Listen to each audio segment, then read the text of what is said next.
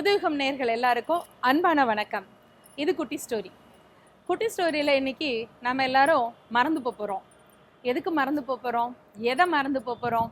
பொதுவாகவே மறதி அப்படிங்கிறது பலருக்கு வரமாக இருக்கும், சிலருக்கு சாபமாக இருக்கும். காலை எழுந்த உடனே மறதி இல்லாத நாள் அப்படிங்கிறது ரொம்ப ரொம்ப அபூர்வமான நாள் தான் நம்ம எல்லாருக்குமே. சரி, இந்த மறதி வரமாகவும் இருக்கும், சாபமாகவும் இருக்கும்னு சொன்னோம் இல்லையா? எப்படி இருக்கும்? மறந்து போயாச்சு அப்படின்னு சொன்னால் டென்ஷன் தான் வரும். ஏதாவது ஒரு பொருளை எடுக்க வைக்க மறந்துட்டோம் அப்படின்னா அது டென்ஷன் தான். ஆனால் சில விஷயங்களை மறக்கிறது தான் நமக்கு சந்தோஷத்தையே தரும். சரி, உலகத்தில் பல பேரும் நினைவு வச்சிருக்கிற ஒரு பெரிய மனிதருக்கு மறதி ரொம்ப ரொம்ப இயல்பான ஒன்று. அதுக்கு எப்படி இருக்கும்?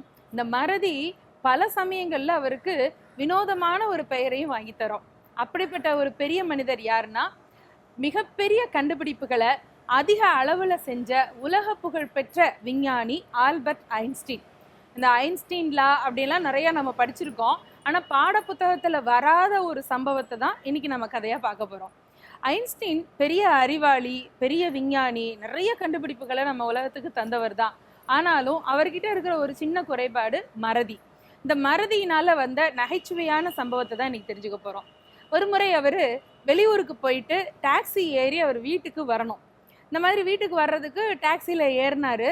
டிரைவர்கிட்ட, உனக்கு ஆல்பர்ட் ஐன்ஸ்டீன் வீடு தெரியுமாப்பா அப்படின்னு கேட்டார்.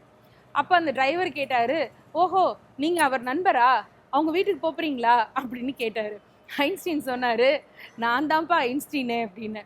என்னது, நீங்கள் தான் ஐன்ஸ்டீனா? வேற வீட்டுக்கு போகிறீங்களா? வேற உங்கள் சொந்தக்காரங்க வீட்டுக்கு போகிறீங்களா? இல்லை, என் வீட்டுக்கு தான் நான் போகணும்.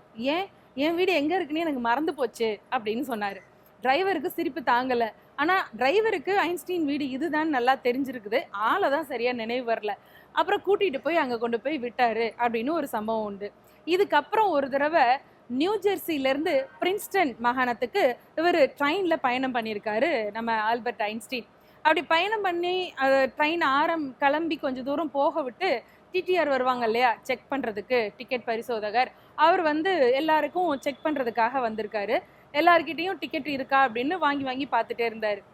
ஐன்ஸ்டீன் கிட்ட வந்தார். அவர் எனக்கு என்னென்னு உட்காந்துட்டு இருக்காரு.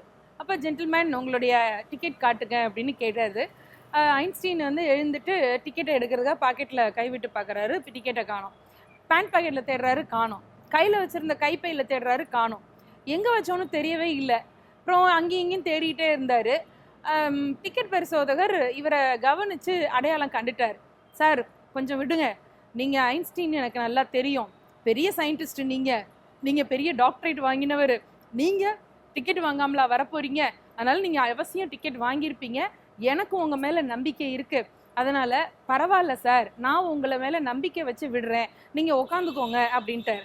இவரை விட்டுட்டு அந்த பக்கம் மற்ற பயணிகள் கிட்டலாம் டிக்கெட்டை பரிசோதனை பண்ணிகிட்டே வந்துட்டே இருந்தார்.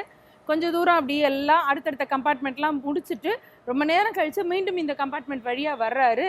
அப்போவும் மேலேயும் கீழேயும், சீட்டுக்கு அடியிலையும், மேலே லக்கேஜ் வைக்கிற கேபின்லையும், அங்கே எல்லா பக்கமும் இந்த ஐன்ஸ்டீன் தேடிக்கிட்டே இருந்தார்.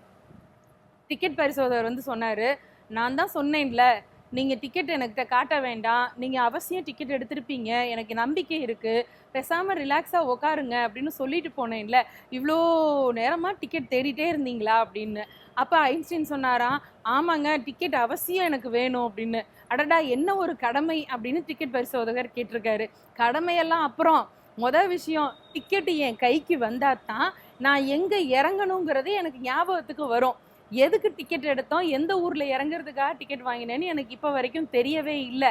அதை பார்த்ததுக்கு அப்புறம் தான் நான் கண்டுபிடிக்கணும், அதுக்காகவாவது எனக்கு இந்த டிக்கெட் கிடைச்சாகணும் அப்படின்னாரு. பரிசோதகர் உள்ளிட்ட அத்தனை பேசஞ்சர்ஸும் பார்த்துட்டு வாயடிச்சு நின்றுட்டாங்க.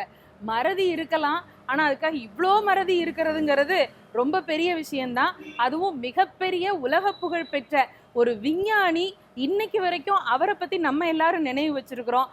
அவருக்கு இருக்கிற வேடிக்கையான ஒரு குணம் மறதி தான். இந்த மறதி வரமா சாபமா, சிந்திக்கலாமே. நன்றி.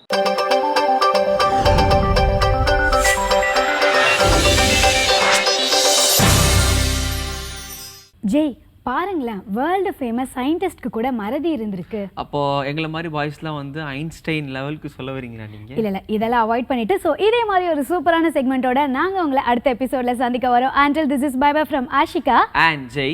இது உங்கள் யுகம் Connect.